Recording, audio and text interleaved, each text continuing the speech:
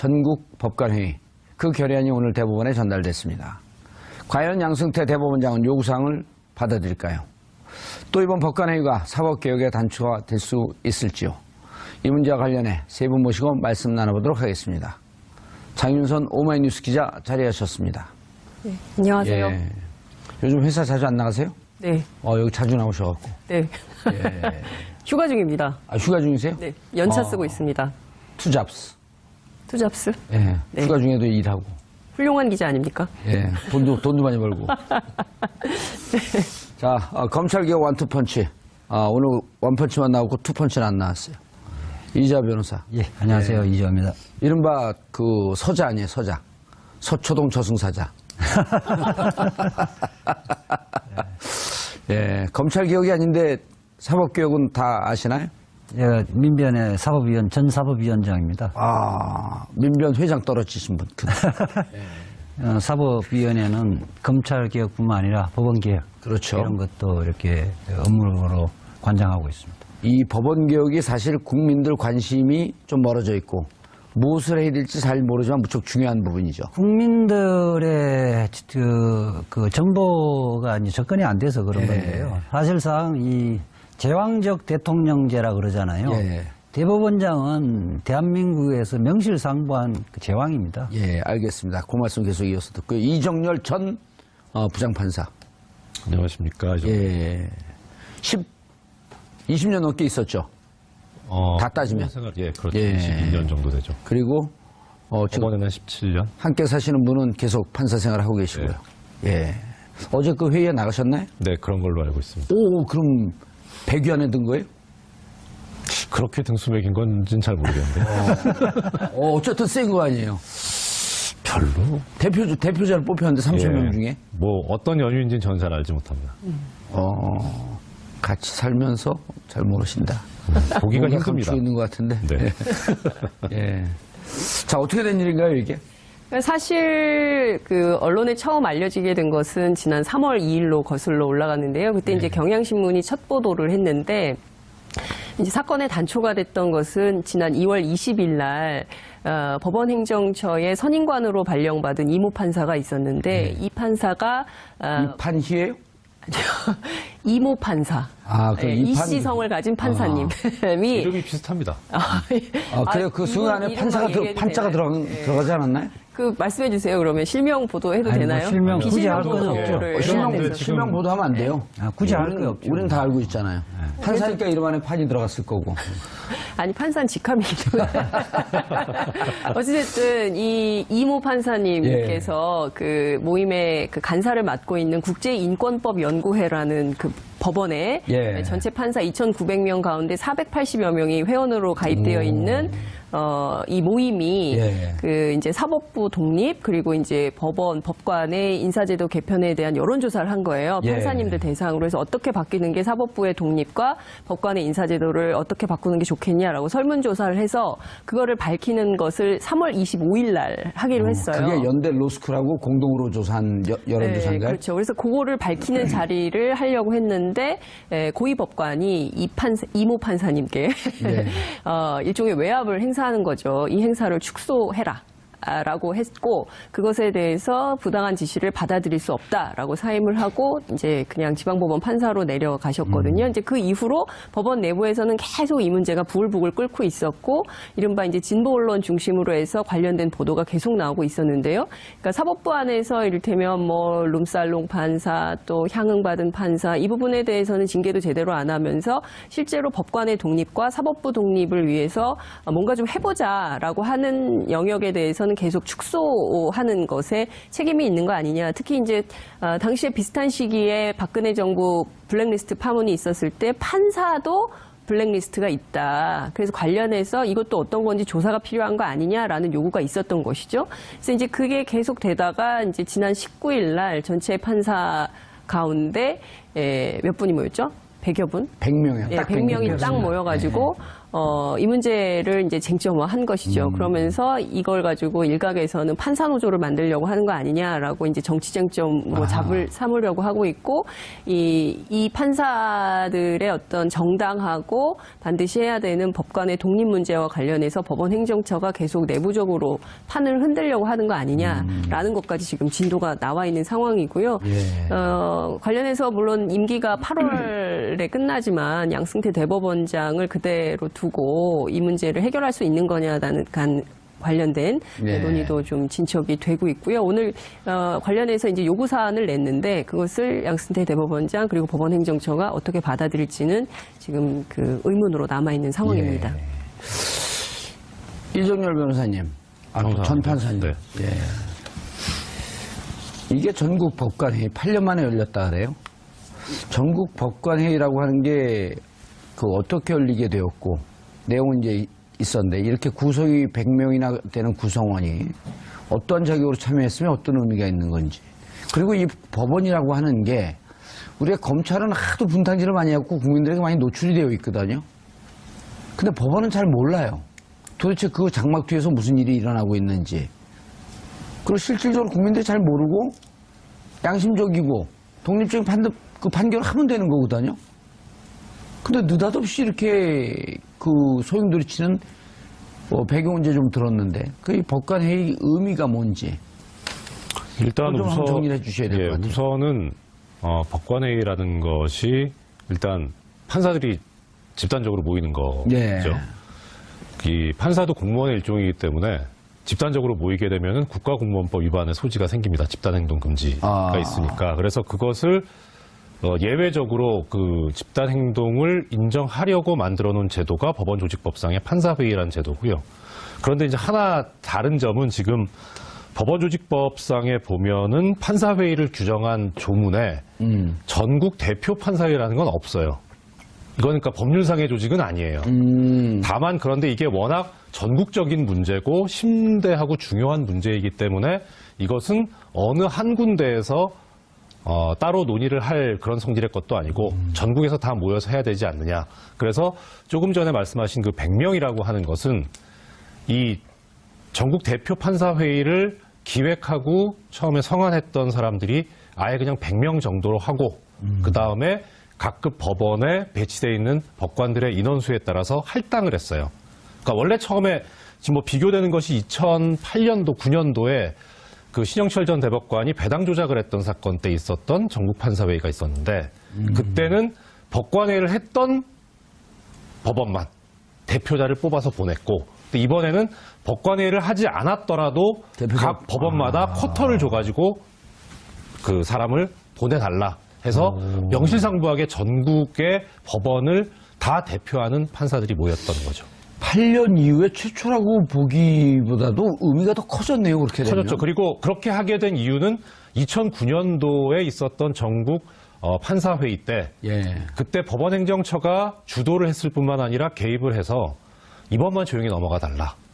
그래서 당시에 회의에 참여했던 그 판사들이 자기의 주장을 사전에 미리 좀 유인물로 돌리고 했었는데 그것을 또 다 걷어가고 방해 공작을 많이 했었거든요. 법원행정처가.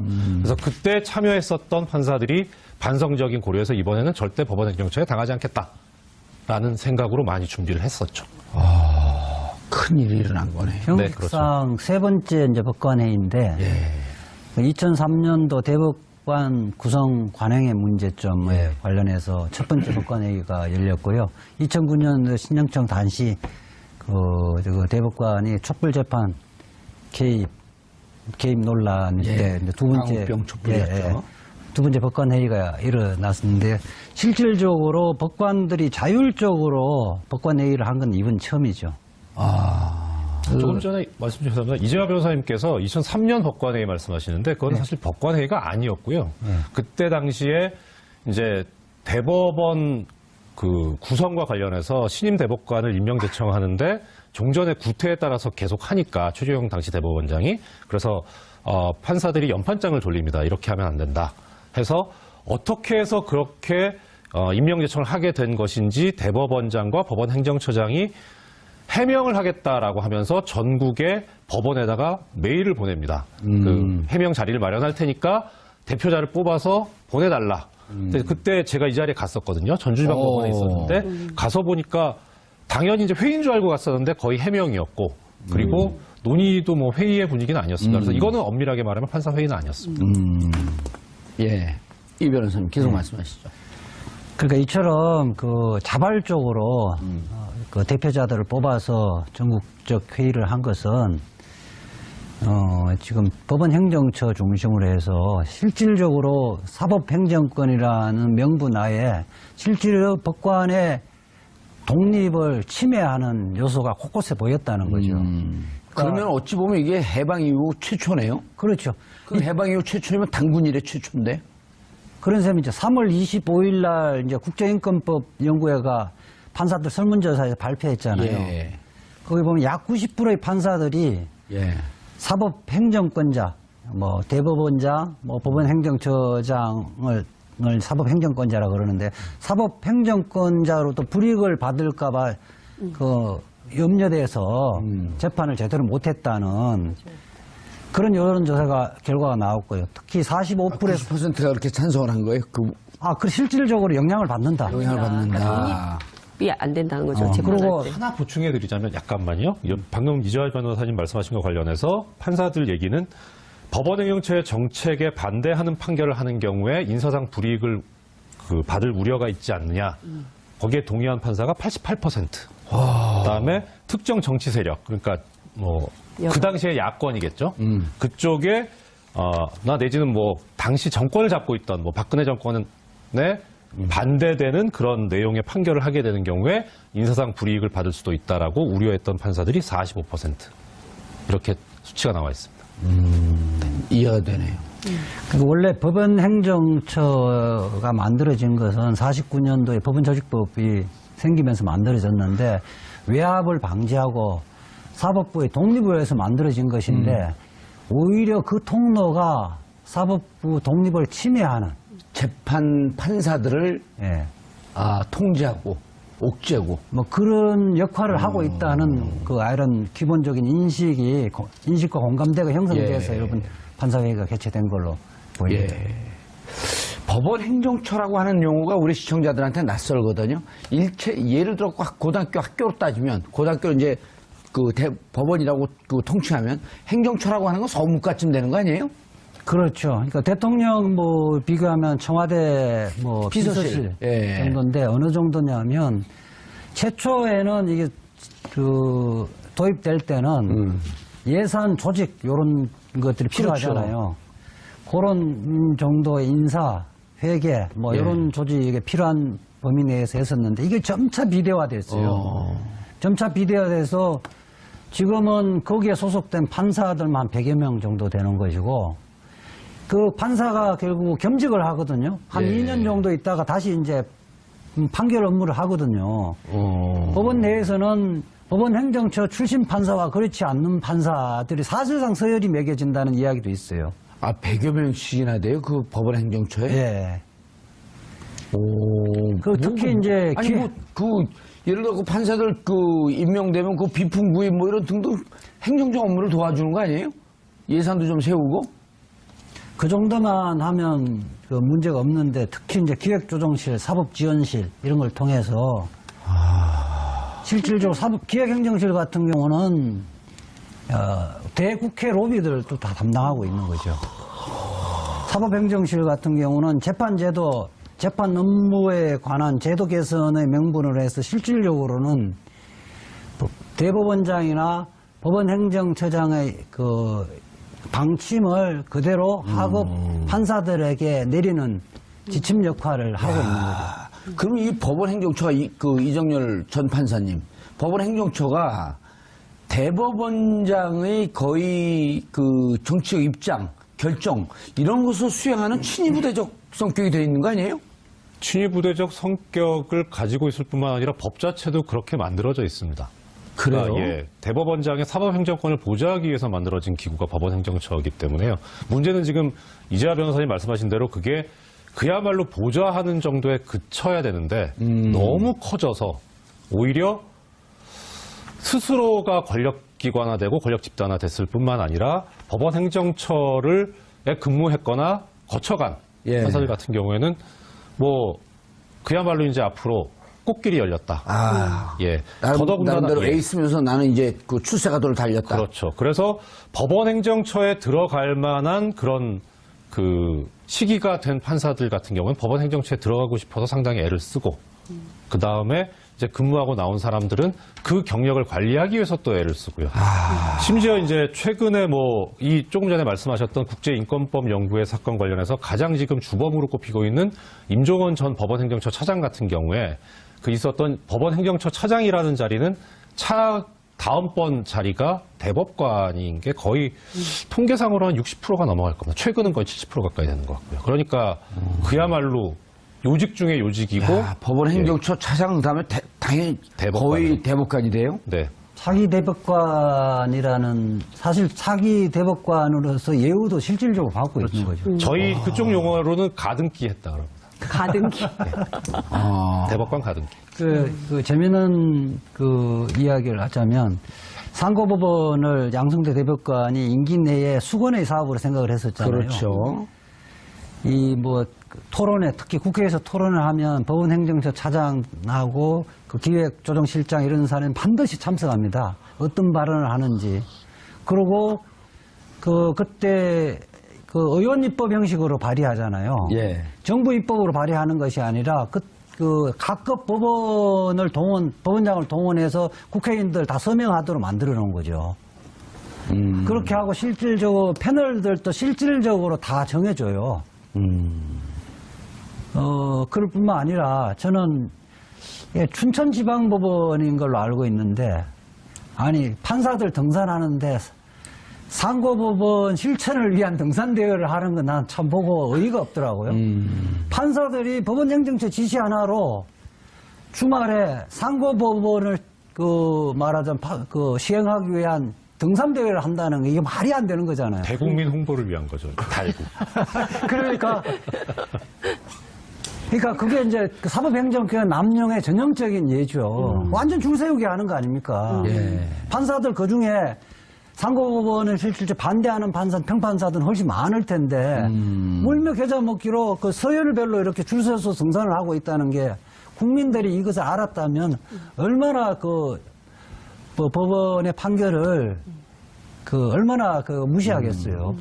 이정을 판사님, 그 상고법원도 법원이 안고 있는 지금 큰 문제 중에 하나인데 간단한 설명을 좀 해주고 넘어가시죠. 이게 법원 얘기가 나오니까 예, 일단은 지금 그냥 예. 대법관은 몇 명입니까? 대법관은 지금 14명. 14명. 예. 그런데 아시다시피 이제 대법원이 원래 이제 전원 합의체라 그래서 대법관 전원이 재판을 하는 경우가 원칙인데 예. 이러면 이제 어떻게 할 수가 없잖아요. 너무 많아서. 그래서 부를 둬가지고 3명 내지 4명으로 구성되는, 그러니까 자릅니다. 이 14명의 일종의 조를 만드는 거죠. 예.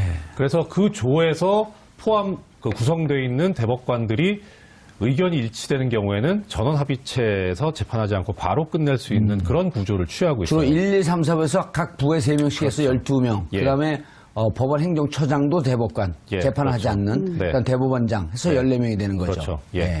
그런데 이것도 이제 전원합의체에서 다 못하니까 그렇게 편법으로 해놓은 건데 그렇게 해놨는데도 지금 감당할 수 없을 정도로 대법원의 사건들이 밀려오는 거예요. 예. 그러니까 편법으로 생각을 한 것이 우리가 통상 생각하면 지방법원이 1심, 고등법원이 2심, 대법원이 3심이잖아요. 예. 근데 고등법원에 상고법원을 더 가지고 이 3심의 기능을 고등법원에서 하게 하자는 거죠. 그러면은 이게 좀 어떤 차이가 있냐면 대법원의 사건이 많으면 당연히 대법관을 늘리면 되잖아요. 그렇죠. 그런데 대법관이 늘어나게 되면 희소 가치가 줄어들잖아요. 아, 대법관의 권위가 좀 떨어진다. 그렇죠. 아. 예. 그러니까 상고법원을 만들면 예. 그러면 사건도 해결할 수 있고 그다음에 대법관들의 희소 가치도 유지할 수 있고. 기존의 14명의 대법관의 이 권위, 예. 품격. 우리가 품격 시대인데. 이것도 유지하면서 그 네. 밑에 고등법원과 대법원 사이에 중간 단계로 상고법원을 하나 그렇죠. 두자. 네. 3심 제도로. 네. 그리고 여기서 별로 중요하지 않은 재판은 여기서 하고 예. 아주 중요한 재판은 뭐 시국 재판이라든지 그렇죠. 정치 재판이라든지 꼭 그런 건 아니고 예를 들어 판례를 바꿔야 된다. 뭐 하면은 그거는 상고법원에서 못 하니까 그거는 아예 대법원으로 보내고 상고법원이. 그리고 일반적인 기존 판례에 의해서 판결을 해야 될 것 같은 경우는 상고법원에서 하자. 네. 그 상고법원을 두자고 양승태 대법원장이 역점 사업이죠. 역점 사업이죠. 근데 안 대법원의 됐죠. 위상도 흐트러뜨리지 않을 뿐만 아니라 인사적체까지 해결할 수 있는. 오히려 대부분의 위상 더 올라가죠 이제. 그럴 수도 있죠. 우리 안 된 게 뭐 여러 가지 이유가 네. 있는데 예. 제가 이제 상고법원 설치에 가장 앞장서서 반대를 했죠. 무슨 위원장을 또 했나요? 대한변협의 상고심 개선 제도 개선위원회에서 위원으로 활동하면서 이재화 변호사가 안 된다고 하면 안 되는 거예요. 이건. 그 가장 큰 게 예. 국민들은 그 대법관으로부터 재판을 받고 싶어 하는 거예요. 예. 근데 지금은 대법관들이 골라서 자기가 중요하다 생각하는 부분만 판단하고 나머지는 상고법원에 보내는 거거든요. 예. 상고법원은 결국 또 다른 고등법원으로 국민들은 생각한다는 거예요. 간단한 거예요. 사건이 많으면 그걸 처리하는 대법관 수를 늘리면 되는 거고 대법관이 많아진다고 대법관이 권위가 실추되는 게 아니라는 겁니다. 예. 권위라는 것은 국민들의 올바른 재판을 신속하게 올바른 재판을 할 때만이 생기는 거지 숫자 갖고 이렇게 권위를 세우려는 것은 아주 이렇게 정근대적인 발상이라는 거예요. 예. 저는 우리가 검찰개혁 굉장히 얘기하는데 법원개혁도 굉장히 중요한 게 정치인들도 과거에는 상당히 권위적이고 뭐 국회 안에 빨간 카펫이 있어서 빨간 카펫 혹시라도 잘못이라도 밟으면 엘리베이터도 따로 설치되어 있고 막 그랬잖아요. 국회의원 전용, 의원용 전용 엘리베이터가 있었고 막 카펫이 깔려 그렇죠. 있었고 막 이랬었잖아요. 근데 그게 이제 권위주의의 상징이었기 때문에 그것을 다 뜯어내고 그리고 상당히 이제 일종의 문민화? 뭐 이렇게 평범한 그러니까 민의의 전당으로 거듭나기 위해서 노력하는데 제일 그게 안 되는 영역이 법조 영역, 검찰과 법원이라고 생각하는데요. 근데 이것을 말씀하신 대로 뭐 어떤 측면에서는 양승태 대법원장 입장에서는 새로운 일자리 창출이라고 주장할 수도 있겠으나 그거는 국민들이 보기에는 사실은 상고법원이 왜 필요한가, 필요 없다 이렇게 생각할 수가 있는 거죠. 알겠습니다. 그런데 자 다시 이제 국제인권법 학회로 넘어가죠. 그래서 국제인권법 학회에서 이렇게 법원이 판사들이 법원 행정처나 대법원장의 영향을 받는다. 즉 독립적이고 주체적인 판단을 하기는 좀 어렵다. 라고 하는 거는 그냥 자기들 판단한 것만 된 게 아니고 구체적인 근거가 바로 우리 인권법 학회의 이런 내용들, 여론조사 내용을 축소해라. 발표하지 마라. 여기까지가 지금 사건이 나온 거란 말이에요. 그 다음에 무슨 일이 있었나요 또? 그래서 이것을 가지고 이제 축소를 하는 과정에서 어떤 일이 있었냐면 예. 참 좀 치사한 얘기긴 한데 예. 법원 내에 이제 이런 예규가 있어요. 내규가 지금 인권법 연구회잖아요. 예. 판사들이 이제 학술 목적의 연구회에 가입을 할 수가 있는데 원래 이 연구회라는 게 그야말로 공부를 위해서 만들어진 게 아니고요. 좀 오래된 얘기인데 판사들이 처우가 안 좋다 하니까 봉급을 올려줄 수는 없고 대신에 이런 연구회 활동을 하면 거기에 예산 지원을 해주겠다. 이런 식으로 이제 편법으로 예산 지원을 하기 위해서 만들어 놓은 거예요. 그래서 처음에는 연구회 조직만 있고 연구회 활동을 안 했어요. 아주 초창기에는. 그런데 이제 새로 판사들이 들어오다 보니까 연구회 가입은 해야 되거든요. 가입은 했는데 가입도 안 하고, 가입을 하고 연구를 안 하니까 이상하잖아요. 판사들 양심에. 예. 그래서 공부를 하자. 이렇게 된 거예요. 공부를 실제 했어요. 하다가 보니까 분야가 뭐 이제 인권법도 있고, 뭐 노동법도 있고, 세법, 상법, 뭐 여러 가지가 있거든요. 그러니까 이것도 재밌고 이것도 재밌으니까 여러 개를 하겠다. 하니까 이게 원래 예산을 주려고 만들어 놓은 건데 판사들이 중복 가입하게 되면 회원수가 늘어나잖아요. 1인당 얼마씩으로 나가거든요. 그러니까 중복 가입을 못하게 규정을 만들어 놓은 거예요. 돈이 들어가기 때문에. 그런데 지금 그게 유야무야 돼가지고 거의 다 중복 가입을 하고 있었거든요. 그러다가 이번에 국제인권법 연구회 문제가 나올 때 대법원에서 그 예규를 들고 나오면서 중복 가입한 데 정리해라. 그리고 하나만 들어라. 정리하지 않으면 나중에 가입한 데를 탈퇴한 것으로 처리하겠다라고 했는데 인권법 연구회가 생긴 지가 제일 늦은 축에 속해요. 가장 최근에. 그렇죠. 그러니까 인권법 연구회 회원이 480명 있고 여기가 법원 행정처나 대법원장이 듣기에 불편한 혹은 보기에 불편한 여러 가지 활동을 하니 자, 2개, 3개 들어있는 거 다 정리하셔. 근데 판사들이 바쁘니까 정리할 시간도 없어. 또 어디 가서 이걸 뭐 그만두겠다 탈퇴원서를 쓰는 것도 아니고. 그렇죠. 그러니까 그럼 만약 너희들이 이렇게 바빠고 그렇게 못하게 되면 가장 최근에 든 예. 딱 지금은 그건 국제인권법 연구회 아니에요. 거의 그렇죠. 국제인권법 연구회를 탈퇴한 것을 간주해서 결과적으로 국제인권법 연구회 예산도 줄이고 사람 수도 줄이고 그 활동을 무력화시키겠다. 그렇죠. 그것을 아까 장 기자님 말씀하셨던 그 이모 판사한테 시켰어요. 너가 해라 그거를. 예, 그거 인수인계 받을 때 그것이 넘어온 거예요. 그것뿐만 아니라 하면서 이제 나온 얘기가 사법부에 블랙리스트 파일이 있는데 이것을 조금 더 인수인계 받고 그다음 거기 보충을 하라는 그런 업무 지시까지 받았다고 합니다. 그래서 거기서 문제가 있다라고 된 하는 거죠. 지시를 누구한테 받은 거예요, 이모 판사가? 그게 바로 그 임헌영 차장이라고. 여기에 관해서는 최근에 진상조사위원회에서 조사를 했는데 양형위원회 상임운영위원이었던 이규진 상임운영위원이 이름이 나오더라고요. 했다고는 나옵니다. 예, 이규진이 이모 판사에게 블랙리스트가 있다. 뭐 그렇게까지 조사 결과 나온 건 아닌데 이제 그 이모 판사나 그쪽의 주장은 그렇게 주장은 그렇게 하는데 이제 전 그 대법관을 이 위원장으로 해서 진상조사위원회에서는 그때 당시 법원행정처장이 그 부분에 컴퓨터 파일 여는 거에 동의를 안 해서 그거를 열어보지 않고 진상조사 결과를 발표를 한 거예요. 그렇죠. 그러니까 거기는 그 전 처장이 변명은 거기는 보안과 관련된 중요한 그 비밀이 있기 때문에 열을 수가 없다. 이렇게 해서 열지를 않았어요. 처장이에요, 차장이에요? 법원 행정처장이죠. 처장이요. 예. 임헌영이 처장이에요? 아니. 그 임종원은 차장이고 임종원. 그때 대법관인 그 법원행정처장 고영한 대법관이 처장이 거부를 했죠. 거부를 했는데 그걸 사실은 그 핵심이 블랙리스트가 과연 말한 것 들은 것처럼 존재하는지를 조사를 해서 밝혀야 되는데 그 부분에 대해서는 배제를 하고 다른 사람 진술만 들어갖고 그 부분은 존재하는지를 판단 못하겠다 이렇게 이야기한 거예요. 근데 블랙리스트라는 게 뭡니까? 자기들에게 시키는 대로 판결을 하지 않는 사람들 리스트를 작성해 놓은 거 아니에요. 그게 실질적으로 인사에 영향을 미치는 거기 때문에 이게 문학의 블랙리스트하고 똑같은 겁니다. 법관 개개인이 독립해서 재판을 해야 되는데 그 블랙리스트가 존재한다는 것은 독립적으로 재판 안 했다는 거잖아요. 그리고 앞으로도 할 수 없다는 거니까 인사에 불이익을 주는데 어떻게 독립적인 재판을 하겠습니까? 이것이 만약에 존재하는 게 사실이라면 법원은 망하는 겁니다. 아니, 블랙리스트 존재라고 하는 것은 우리 사회가 블랙리스트 때문에 지금 비서실장, 그러니까요. 조윤선 장관. 예. 근데 법원 내에서 자체적으로 블랙리스트가 있다?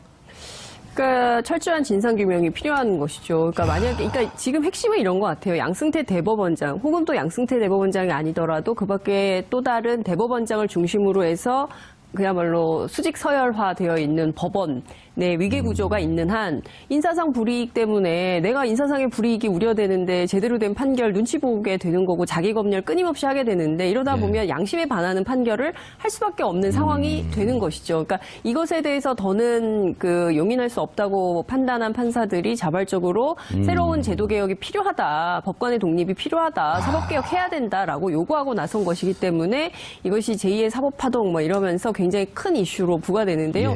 정치권 안에서조차도 이 법원 개혁과 관련해서 대단히 보수적으로 보고 있더라고요. 제가 오늘 이 판사 출신 몇몇 정치인들한테 전화를 했는데 법원이 이렇게 간단한 조직이 아니다. 그러니까 진보적으로 안 된다라고 매우 암울한 전망을 하더라고요. 진보적으로 바꾸려. 아니요. 딴 사람, 왜 그러세요? 법원 조직을 보수적인 조직, 진보적인 조직을 바꾼다는 건 저는 있을 수 없는 건데. 비상식을 상식으로 돌리는 거 아니에요? 기본적으로 법관, 개개법관이 독립적으로 재판을 하도록 만들고 그 제도나 문화가 그것을 제외하는 것은 제거를 해야 되는 겁니다. 제거를 하지 않으면 국민들의 재판 청구권이 침해당하는 거거든요. 그럼요. 지금 블랙리스트가 존재한다는 것은 대법원장을 필두로 해서 위선에서 저 판사는 저 사람은 선골, 저 사람은 진고, 저 사람은 육두품 이렇게 정해놨다는 쟤한테 거 재판 아닙니까? 주면 안 돼. 쟤한테 재판 그렇죠. 주면 우리 입맛에 맞는 판결이 안 나와. 예. 이런 거 아니에요. 그리고 사실상 원세훈 그래요, 안 그래요? 그렇죠. 예. 원세훈 그 국정원장 그 공직선거법 위반 사건들도 사실은 1심 판사가 배당하는 것들도 사실은 국민들이 상당히 의혹을 제기 많이 했잖아요. 예. 그래서 그게- 1심에서 원세훈 그 전 국정원장 판결을 보면 대표적이래요. 1심에서 국정법 위반. 예. 그러나 선거법 위반이 아니다. 예. 국정법 위반은 선거에 관여했기 때문에 위반된 거거든요. 그렇죠. 근데 선거법 위반 아니다? 예. 근데 이제 2심에서 뒤집힌 거 아니에요, 이게? 그렇죠. 좀 이제 양심적인 판사지. 아니, 나 옷 벗을 때 됐으니까 해보려면 해봐. 그러고 선거법 유죄. 그 다음 국정법 무죄. 둘 다 유죄됐나요? 2심에서? 둘 다 유죄됐죠. 둘 다 유죄됐지. 그리고 대법원으로 넘어가니까 대법원에서 이상한 논리로 선거법 논리로 해서 다시 또 예, 선거법 유죄된 게 증거가 좀 불충분한 것 같으니 증거를 좀 꼼꼼히 살펴봐라. 예, 그렇게 이야기를 했었는데. 그리고 지금 2년 몇 개월 동안 아직 판결을 안 하고 있는 거예요. 고등법원에서. 예, 예. 그리고 1심에서 선거법을 무죄한 판사는 곧바로 고등법원 부장판사로 승진했죠. 그러니까 특히 야. 예컨대 이석기 내란 음모 사건 이런 것 중요 사건도 예. 1심 재판부도 고등법원 재판부도 이 법원 행정처 라인 원래 경험을 했던 사람에게 배당을 한 그거는 법원에서는 말하자면 뺑뺑이 돌려서 했다 그러지만은 일반인들은 그렇게 생각하고 있다는 생각하지 거죠. 않죠. 중요 사건, 정치적이거나 사회적 파장이 큰 사건은 자신들이 치워서 믿는 네, 판사들한테 사실상 배당을 한다는 거죠. 이정열 부장판사님, 전 부장판사님. 지금 원세훈 전 국정원장 예를 드는 게 법원의 그 판사들의 판결의 독립성, 이거 침해했을 가능성, 아까 여론조사 결과 88%. 대법원장과 행정처의 입장과 반하는 판결을 낼 때 영향을 받는 것으로 느낀다. 원세훈도 대표적인 케이스로 볼 수 있나요? 그렇죠. 그럼 그리고 우리가 잘 여기서 치웠네. 주의를 하셔야 될 게, 예. 그러니까 영향을 받는다라고 하는 게 우리가 지금까지 생각해온 사법권, 사법부, 법원, 법관, 재판, 독립 관련한 이 외화 압력 이런 것이 외부 압력이라고 생각하잖아요. 예전엔 맞았어요. 근데 지금 외부 압력은 없어요. 정치권의 압력을 얘기하는 거네요.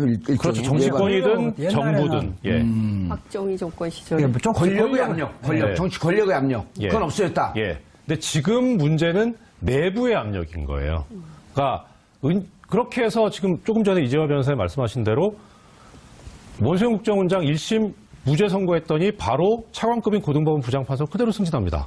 그리고 거기에 대해서 하도 기가 막히니까 그 어느 부장판사 한 사람이 내부 게시판에 글을 씁니다. 이거 지로기마의 판결이다. 고등법원 부장판사가 그렇게 중요하냐. 기록이만은 뭐예요? 사슴을 가르치면서 말이라고 얘기한다. 예. 그 블라디미르 도사성을 정유라가 타는 그런 말. 예. 좀. 지역이와 판결이라고 비판을 했었죠. 예. 그래서 기록이만 이제 알겠네. 징계를 하죠. 지록이마라고 그러니까 했던 그런 말을 했다고 징계를 합니다. 그렇게 이제 인사권, 보직권, 징계권을 양승태에서 남용을 하는 거죠. 이해가 안 되는 말을 탄 사람도 구속영장 기각을 하면서 말을 했다고 징계를 해요.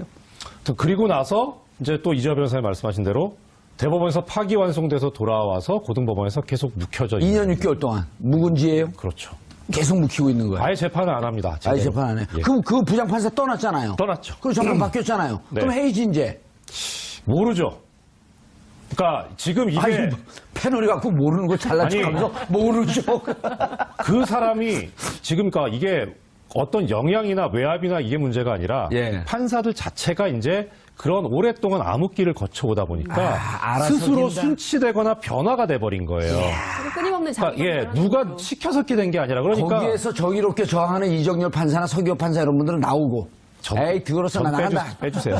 저는 빼주세요. 그러니까 가장 법관 아니 제 얘기가 맞아요 안 맞아요. 그러니까 거기서 저항하고 하고 싶은 사람 저항을 해도 찍히니까 못 있는 거 아니에요. 사실은 사실대로 얘기하는 사람들은. 제 얘기라서 참 정말 그런데 그럼 자신이 정의롭다 생각 안 하는 거예요? 아니 정의는 됐고요. 그러니까 이제 인사 같은 경우에 제가 울산에 1년 있다가 그다음에 창원에서 2년 넘게 있었거든요. 예. 그러니까 계속 지방만 보내요. 아. 그러니까 왜 윤석열 검사 지금 네. 중앙지검장 뭐 그렇죠. 대구, 예. 대전 이렇게 보내버리듯이. 근데 정의롭지 않은 판사라고 하면 불의한 판사인데 불의한 판사를 왜 지방으로 돌릴까요? 네? 아니 뭐 이정열 판사님에 대해서는 국민들이 다 알고 있기 때문에 정의롭다고. 그럼요. 예. 그러니까 이 방송에도 출연하실 수 있는 거 각하식 아니에요? 짬뽕 그거 아무나 할 수 있는 게 아니에요. 그건 아이디어도 좋은 거예요. 아 그래요? 그럼요. 지금 문제점도 그렇지만은 앞으로 개선점에 대해서 우리 방송에 이야기해야 되지 않겠습니까? 아니 이렇게 지금 문제점이 더 많이 안 나왔어. 조금 더 나와야 돼요. 방송에 대한 개선점이죠. 아니야. 아니 사실은 저는 이제 한 19년 변호사 하면서 예. 그 외부 압력은 그 이전 판사님 그래서 말씀하셨던 그 내부의 압력이라고 하는 게 더 위험해요. 그러니까 그 제가 얘기를 좀 한 해야 돼. 예를 하나 드릴 텐데요. 지방법원 같은 경우는 판사가 형사재판 하잖아요. 예. 법원장이 직접 노골적으로 이야기하는 건 없습니다. 근데 수석부장을 통해서 간접적으로 이거 보니까 내 사건을 보니까 이거는 구속시킬 것이 아니고 불구속 재판을 하더라도 충분한 것 같은데 예. 이렇게 이야기를 해요. 수석부장은 바로 부장판사하고는 좀 가깝잖아요. 그 은근히 그 법원장이 이야기를 암시하는 이야기를 해요. 그럼 실질적으로 이게 구속을 시켰다가 얼마 있다가 보석을 해줘요. 이런 경우 실제 많다는 거예요. 보석은 판사의 권한인가? 그렇죠. 그래서 저는 그 사법부가 관료화됐다는 것은 우리 몸으로 이야기하면 동맥경화가 됐다는 거거든요. 그냥 곧 죽음에 이르는 거예요. 그러니까 이 사법부의 관료화 자체를 해결하지 않으면 그러니까 법원은 예, 그리고 이번에 판사들이 그 선언을 한 거죠. 우리를 독립적으로 아무의 눈치를 보지 않게끔 판사가 독립적으로 양심적으로 정의에 따라서 판결할 수 있는 기회를 우리에게 줘라. 그렇죠. 두 가지. 우선 이 블랙리스트에 실존하는지를 조사해보자. 아, 블랙리스트. 조사권을 우리에게 달라는 거고. 이규진, 또 이분 어디가 계세요? 이규진. 퇴직했죠. 퇴직했어요? 방송에 한번 출연시켜야겠는데. 그렇게 하고 법관들도 실질적 사법행정권에 그 목소리를 낼 수 있는 게끔 제도화 시켜달라. 그 다음에 법원행정 비대화되고 있는 법원행정처 이걸 과감하게 혁파를 해라. 혁파하고 거기 일반 직원이 들어가 있으면 안 되나요? 꼭 판사들이 있어야 돼요? 지금 그래서 법원 노조에서 요구하는 것이 그거죠. 판사들은 재판 업무에만 하고 그다음에 그럼요. 행정 업무는 그 일반 법원 공무원한테 맡기라는 것이 이제 법원 노조의 요구고요. 예. 근데 이게 뭐 이론적으로 이념적으로는 행정 업무니까 판사는 재판하고 이게 맞는데 예. 결국 이게 이제 오다 보니까 법원 행정처가 대법원장의 친위 부대 친위 조직이 돼 버렸기 때문에 그렇게 됐죠. 그렇죠. 그래서 그 달콤한 유혹을 놓을 수가 없는 거죠. 아니죠. 이제 그 양승태 대법원장이 만약 블랙리스트가 있으면은 양승태 대법원장도 자유로울 수 없으니 이건 그 검찰 수사감이에요. 블랙리스트가 있으면. 왜냐면 블랙리스트로 구속된 사람이 여러 대 있어요. 그리고 거기서 블랙리스트 대책회의 하면 돼요. 자기들끼리 구속시켜놓고. 문학의 블랙리스트보다 사법부의 더 심각한 블랙리스트가 거죠. 더 심각한 거죠. 다만 이제 양승태 대법원장이 2년 임기가 2개월밖에 이제 임기가 2개월밖에 안 남았으니 차기 대법원장이 들어올 때는 이런 부분에 대해서 개혁의 의지가 있는 분이 들어가야 되는 거죠. 그리고 지금 100명 있다 그랬잖아요. 판사가 필요하다고 한다면 법률적 지식이나 이런 것 때문에 필요하다고 한다면 한 10명 내지 15명 정도 최소한은 남겨두고 나머지는 법원 행정 그 직원으로 일반인들로 들어가면 될 거 아니에요? 그렇죠. 예. 충분히 그래도 남죠. 예산 전문가들, 네. 그다음 인사 전문가들 이런 분들이 있어야죠. 판사들이 사실 뭘 알아요? 그럼 저한테 그러세요. 검찰 모르는 건 맞는데 아무리 그래도 검찰의 가장 문제가 이제 법무부의 탈검찰화라고 이야기하잖아요. 그렇죠. 탈검찰화. 법원 행정 조직도 필요한 부분에 최소화시키고 탈판사화를 주장하는 게 탈판사와 전문화 주장하는 것이 지금 이제 국제인권법 학회의 주장이기도 하죠. 아, 법원 행정처의 탈판사와 그다음 전문화. 그런데 지금 보직 관리하기 위해서 한 2년 있다가 다시 나오거든요. 그러니까 2년 갖고 전문성을 가질 수가 없어요. 아니 지난번에 우리 검찰개혁 얘기할 때 똑같은 논리로 작용하면 됩니다. 검찰개혁 얘기할 때 예를 들어갖고 그 비자 담당하는 국제모 담당하는 노동모 담당하는 이런 거 검사들이 잘 모르잖아요. 그냥 자기들 보직 관리하기 위해서 그 법무부 들어갔다 오는 거거든요. 여기도 마찬가지로 그 법원에서 행정조직에서 행정고시가 따로 있어요. 근데 여기도 법무부하고 마찬가지로 실국장들은 다 판사가 다 장악하고 있어요. 네, 발나. 아유, 열이 오르니까 이제 재밌게. 근데 지금 대한민국은 민주정부고 삼권 분립의 국가이잖아요. 근데 양승태 대법원장이 박근혜 정부와 코드를 맞추면서 실제로 평판사들 혹은 또 부장판사들을 대상으로 해서 블랙리스트를 만들어서 관리를 했다면 그 자체로 이거는 불법적 요소가 있는 것이고 본인 스스로도 물러날 수밖에 없는 처지에 놓이는 거 아닌가 싶거든요. 근데 지금 정치권에서 슬슬 흘러나오는 얘기를 종합해보면 임기가 2달밖에 남지 않았는데 그런 분을 뭐 굳이 나가라고 해야 되느냐라는 이야기가 나오거든요. 그렇지만 실제로 이 문제가 쟁점이 되어 있고 구체적으로 이 제대로 조사조차도 안 된 거잖아요. 컴퓨터도 열어보지 않고 그냥 조사를 덮은 케이스이기 때문에 실제로 누가 어떤 방식으로 블랙리스트를 만들어서 판사들을 관리했다라는 것이 빨리 조사에 착수를 해야 되는 것이고요. 착수해서 결과가 나오면 그에 대해서는 양승태 대법원장이 책임을 져야 된다. 아니 이정열 부장판사님, 전 부장판사님, 그분이 갔더니 컴퓨터가 먹통이었다는 거 아니에요? 깡통 컴퓨터였다는 거. 예. 예. 그리고 여기에 전에 무슨 자료가 있었냐? 다니면서 다 이 USB로 복사를 해봤다는 거 아니에요? 네, 그렇죠. 복사를 해봤는데 그러다 보니까 대법원에서 너 뭐 이상한 짓을 하고 다니냐? 그러니까 이번에 판사회의 할 때도 이게 쟁점이 됐었잖아요. 그렇죠. 원래대로 복원을 시켜라. 거기 뭐가 있었는지. 네. 다 그렇죠. 찾자 이거를. 네.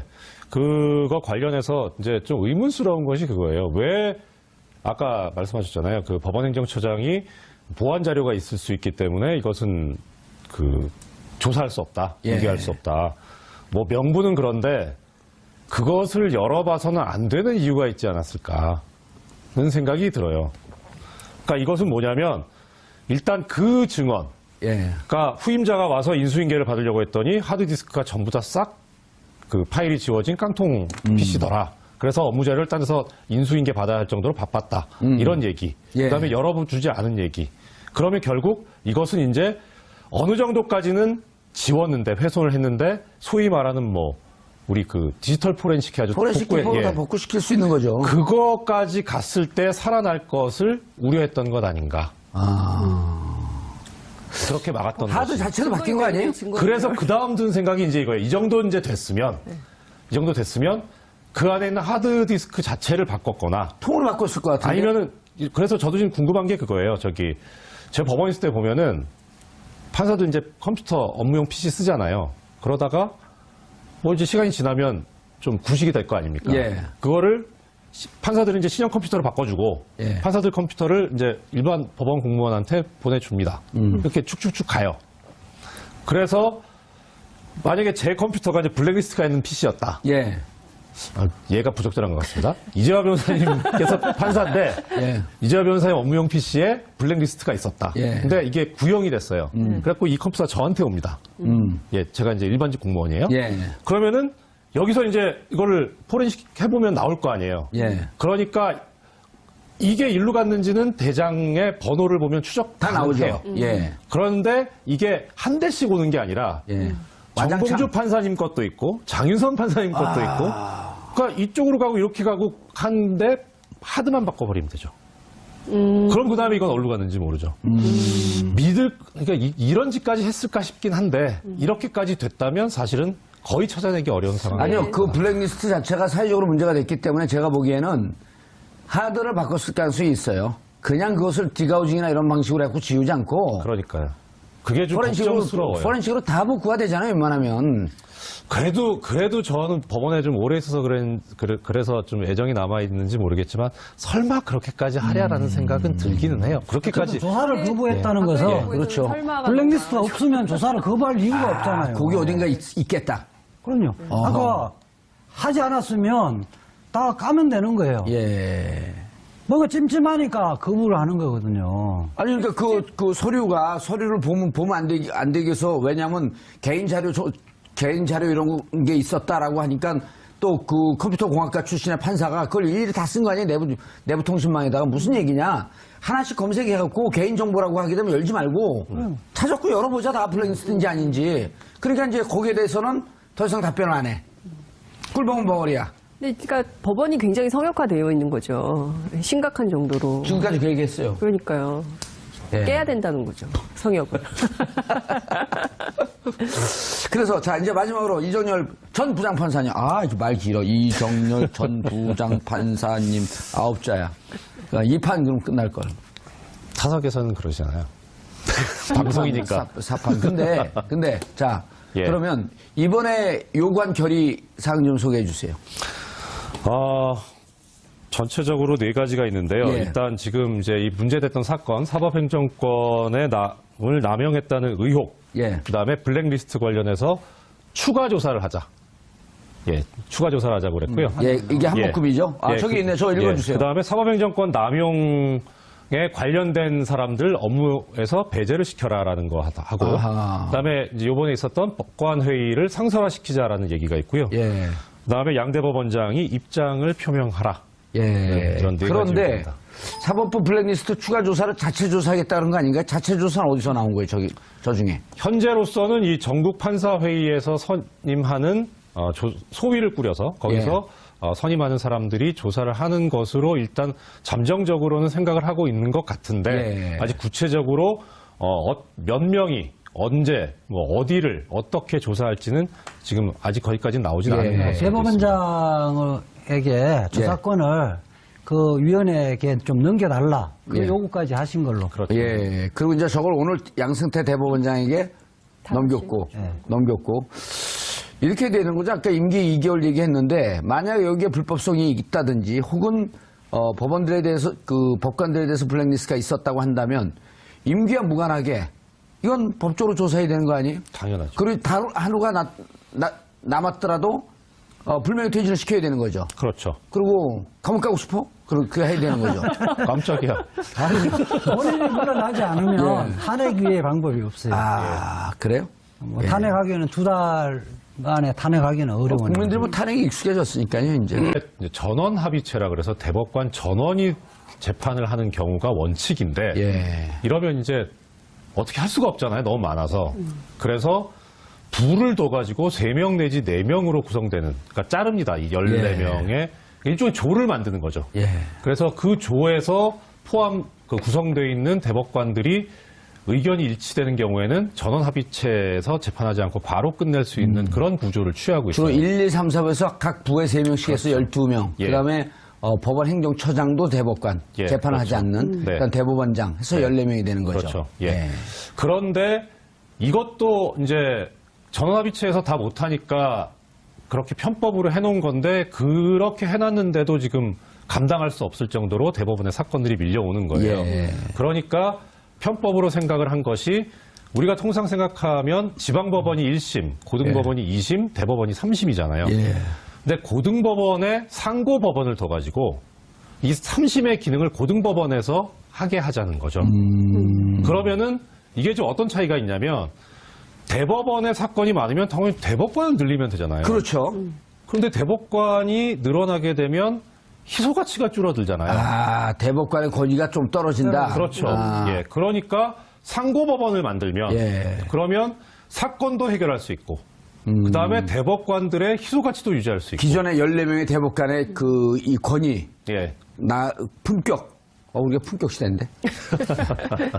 이것도 유지하면서 그 네. 밑에 고등법원과 대법원 사이에 중간 단계로 상고법원을 하나 그렇죠. 두자. 네. 3심 제도로. 네. 그리고 여기서 별로 중요하지 않은 재판을 여기서 하고 예. 아주 중요한 재판은 뭐 시국 재판이라든지 그렇죠. 정치 재판이라든지 꼭 그런 건 아니고 예를 들어 판례를 바꿔야 된다.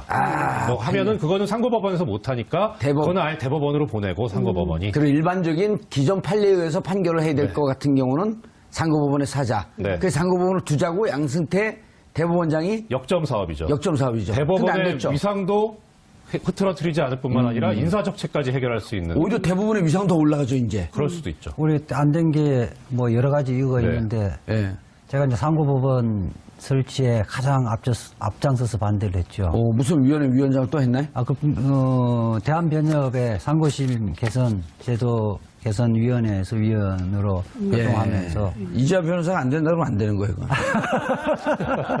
그 가장 큰 게 예. 국민들은 그 대법관으로부터 재판을 받고 싶어 하는 거예요.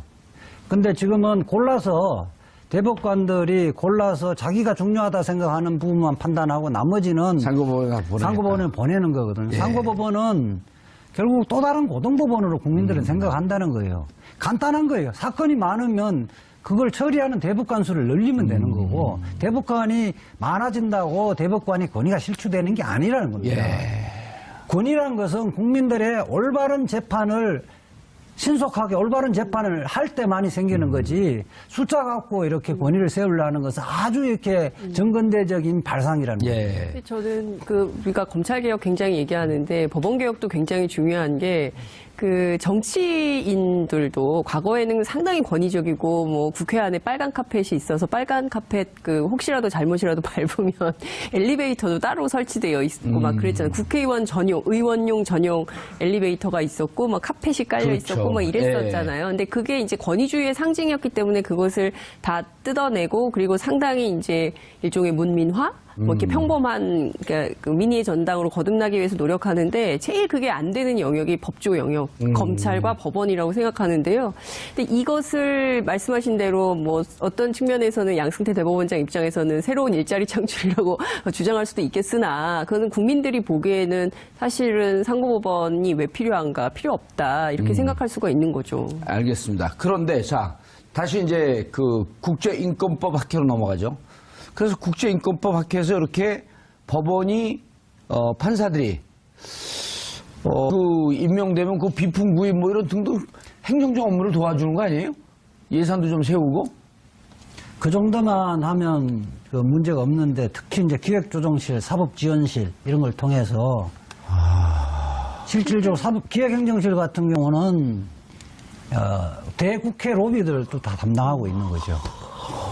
사법행정실 같은 경우는 재판제도, 재판 업무에 관한 제도 개선의 명분으로 해서 실질적으로는 대법원장이나 법원행정처장의 방침을 그대로 하고 판사들에게 내리는 지침 역할을 하고 있는 거죠. 그럼 이 법원행정처가 이정열 전 판사님, 법원행정처가 대법원장의 거의 정치적 입장, 결정 이런 것을 수행하는 친위부대적 성격이 되어 있는 거 아니에요? 친위부대적 성격을 가지고 있을 뿐만 아니라 법 자체도 그렇게 만들어져 있습니다. 그래요? 예, 대법원장의 사법행정권을 보좌하기 위해서 만들어진 기구가 법원행정처이기 때문에요. 문제는 지금 이재하 변호사님 말씀하신 대로 그게 그야말로 보좌하는 정도에 그쳐야 되는데 너무 커져서 오히려 스스로가 권력기관화되고 권력 집단화됐을 뿐만 아니라 법원행정처를 근무했거나 거쳐간 예. 판사들 같은 경우에는 뭐 그야말로 이제 앞으로 꽃길이 열렸다.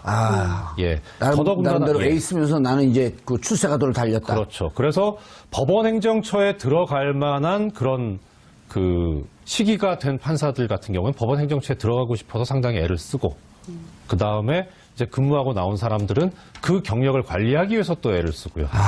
심지어 이제 최근에 조금 전에 말씀하셨던 국제인권법 연구회 사건 관련해서 가장 지금 주범으로 꼽히고 있는 임종원 전 법원행정처 차장 같은 경우에 있었던 법원행정처 차장이라는 자리는 다음번 자리가 대법관인 게 거의 통계상으로 한 60%가 넘어갈 겁니다. 최근은 거의 70% 가까이 되는 것 같고요. 그러니까 그야말로 요직 중에 요직이고 법원행정처 차장 다음에 당연히 거의 대법관이 돼요? 네. 차기 대법관이라는 사실 차기 대법관으로서 예우도 실질적으로 받고 있는 거죠. 저희 그쪽 용어로는 가등기 했다 그럽니다. 가등기. 대법관 가등기. 재미있는 이야기를 하자면 상고법원을 양승태 대법관이 임기 내에 수건의 사업으로 생각을 했었잖아요. 그렇죠. 토론회, 특히 국회에서 토론을 하면 법원행정처 차장하고 기획조정실장 이런 사람은 반드시 참석합니다. 어떤 발언을 하는지. 그리고 그때 의원 입법 형식으로 발의하잖아요. 예. 정부 입법으로 발의하는 것이 아니라 각급 법원장을 동원해서 국회의원들 다 서명하도록 만들어 놓은 거죠. 그렇게 하고 실질적으로 패널들도 실질적으로 다 정해줘요. 그럴 뿐만 아니라 저는 춘천지방법원인 걸로 알고 있는데 판사들 등산하는데 상고법원 실천을 위한 등산대회를 하는 건 난 참 보고 어이가 없더라고요. 판사들이 법원행정처 지시 하나로 주말에 상고법원을 말하자면 시행하기 위한 등산대회를 한다는 게 이게 말이 안 되는 거잖아요. 대국민 홍보를 위한 거죠. 달고. 그러니까 그게 이제 사법행정권 남용의 전형적인 예죠. 완전 줄 세우게 하는 거 아닙니까? 예. 판사들 그중에 상고법원을 실질적으로 반대하는 평판사들은 훨씬 많을 텐데 물며 겨자 먹기로 그 서열별로 이렇게 줄 서서 등산을 하고 있다는 게 국민들이 이것을 알았다면 얼마나 법원의 판결을 얼마나 무시하겠어요. 이정을 판사님, 상고법원도 법원이 안고 있는 지금 큰 문제 중에 하나인데 간단한 설명을 좀 해주고 넘어가시죠. 이게 법원 얘기가 나오니까 예, 일단은 지금 그냥 대법원, 예. 대법관은 몇 명입니까? 대법관 지금 14명. 14명. 예. 그런데 아시다시피 이제 대법원이 원래 전국 법관회의 그 결의안이 오늘 대법원에 전달됐습니다.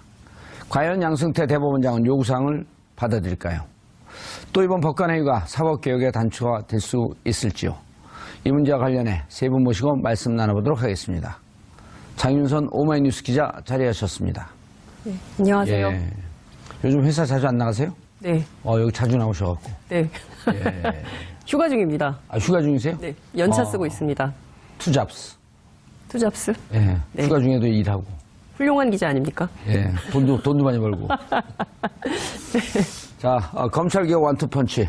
오늘 원펀치만 나오고 투펀치는 안 나왔어요. 이자 변호사. 예, 안녕하세요. 이주호입니다. 이른바 서자 아니에요, 서자. 서초동 저승사자. 예, 검찰개혁이 아닌데 사법개혁은 다 아시나요? 예, 민변의 전 사법위원장입니다. 민변 회장 떨어지신 분. 사법위원회는 검찰개혁뿐만 아니라 법원개혁. 그렇죠. 이런 것도 이렇게 업무로 관장하고 있습니다. 이 법원개혁이 사실 국민들 관심이 좀 멀어져 있고 무엇을 해야 될지 잘 모르지만 무척 중요한 부분이죠. 국민들의 그 정보가 이제 접근이 안 돼서 그런 예. 건데요. 사실상 이 제왕적 대통령제라 그러잖아요. 예. 대법원장은 대한민국에서 명실상부한 제왕입니다. 예, 알겠습니다. 그 말씀 계속 이어서 듣고요. 이정열 전 부장판사. 안녕하십니까. 예. 20년 넘게 있었죠. 다 따지면. 생활, 예, 그렇죠. 예. 22년 정도 되죠. 그리고 지금 법원에는 17년. 함께 사시는 분은 계속 판사 생활을 하고 계시고요. 예. 어제 그 회의에 나가셨나요? 네, 그런 걸로 알고 있습니다. 오, 그럼 100위 안에 든 거예요? 그렇게 등수맥인 건지는 잘 모르겠는데. 어쨌든 센 거 아니에요. 별로. 대표자를 뽑혔는데 3,000명 중에. 뭐 어떤 연유인지는 전 잘 알지 못합니다. 같이 살면서 잘 모르신다. 보기가 뭔가 힘듭니다. 감추고 있는 것 같은데. 네. 예. 자, 어떻게 된 일인가요, 이게? 사실 언론에 처음 알려지게 된 것은 지난 3월 2일로 거슬러 올라갔는데요. 그때 이제 경향신문이 첫 보도를 했는데 이제 사건의 단초가 됐던 것은 지난 2월 20일 날 법원행정처의 선임관으로 발령받은 이모 판사가 있었는데 이 판사가 이 판희예요? 이모 판사.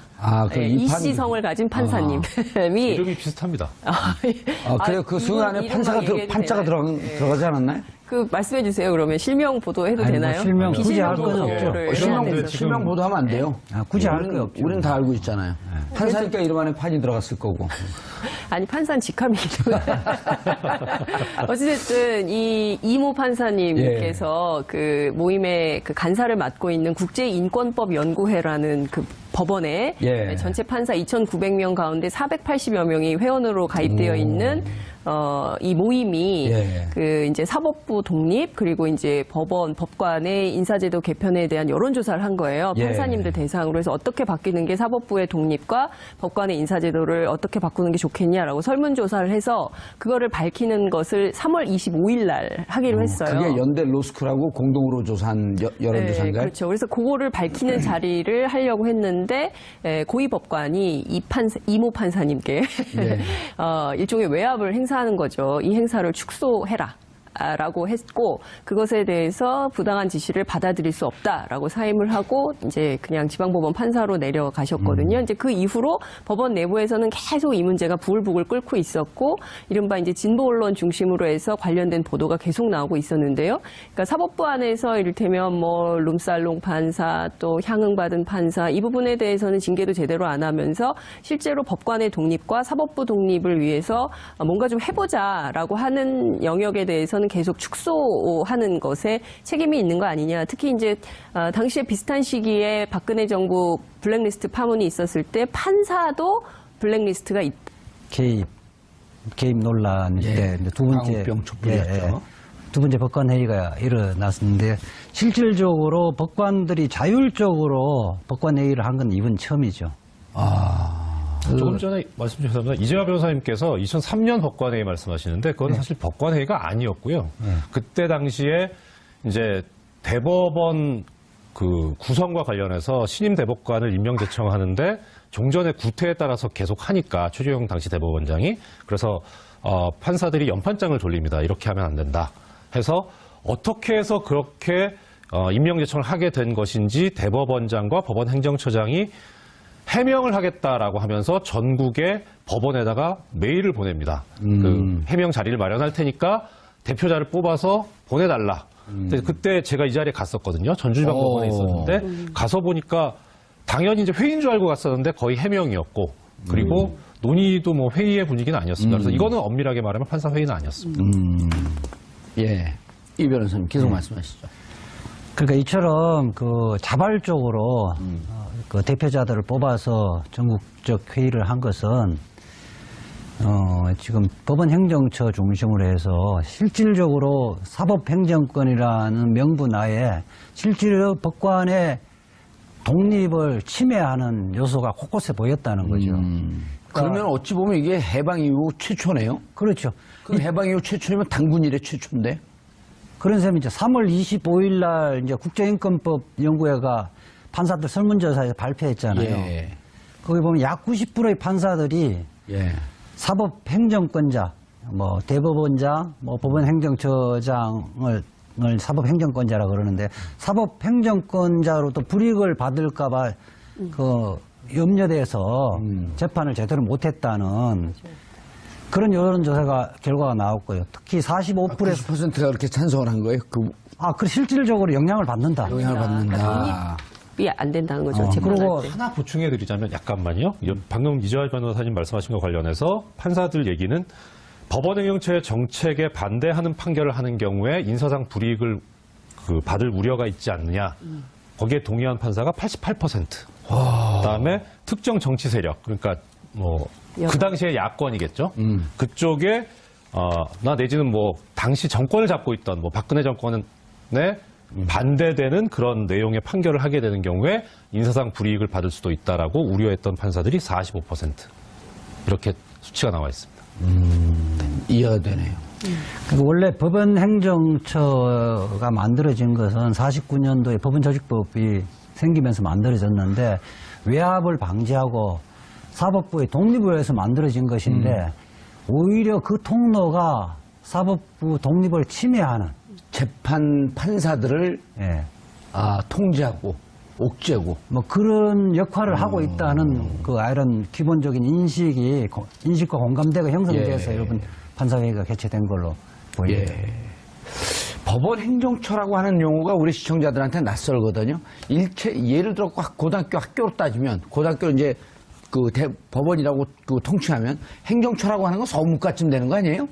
그렇죠. 그러니까 대통령 뭐 비교하면 청와대 뭐 비서실 정도인데 어느 정도냐면 최초에는 이게 도입될 때는 예산 조직 이런 것들이 필요하잖아요. 그런 정도의 인사, 회계 뭐 이런 조직에 필요한 범위 내에서 했었는데 이게 점차 비대화됐어요. 점차 비대화돼서 지금은 거기에 소속된 판사들만 100여 명 정도 되는 것이고 그 판사가 결국 겸직을 하거든요. 한 2년 정도 있다가 다시 이제 판결 업무를 하거든요. 법원 내에서는 법원 행정처 출신 판사와 그렇지 않는 판사들이 사실상 서열이 매겨진다는 이야기도 있어요. 아, 100여 명씩이나 돼요? 그 법원 행정처에? 예. 오. 그 특히 이제 아니, 예를 들어 그 판사들 있다. 그래서 관련해서 이것도 어떤 건지 조사가 필요한 거 아니냐라는 요구가 있었던 것이죠. 그래서 이제 그게 계속 되다가 이제 지난 19일 날 전체 판사 가운데 몇 분이 모였죠? 100여 분? 100명이요. 예, 100명이 딱 모여가지고 이 문제를 이제 쟁점화한 것이죠. 그러면서 이걸 가지고 일각에서는 판사 노조를 만들려고 하는 거 아니냐라고 이제 정치 쟁점으로 삼으려고 하고 있고 이 판사들의 어떤 정당하고 반드시 해야 되는 법관의 독립 문제와 관련해서 법원 행정처가 계속 내부적으로 판을 흔들려고 하는 거 아니냐라는 것까지 지금 진도가 나와 있는 상황이고요. 관련해서 물론 임기가 8월에 끝나지만 양승태 대법원장을 그대로 두고 이 문제를 해결할 수 있는 거냐라는 관련된 논의도 좀 진척이 되고 있고요. 오늘 관련해서 이제 요구 사안을 냈는데 그것을 양승태 대법원장 그리고 법원행정처가 어떻게 받아들일지는 지금 그 의문으로 남아 있는 상황입니다. 이정열 변호사님, 전 판사님. 네.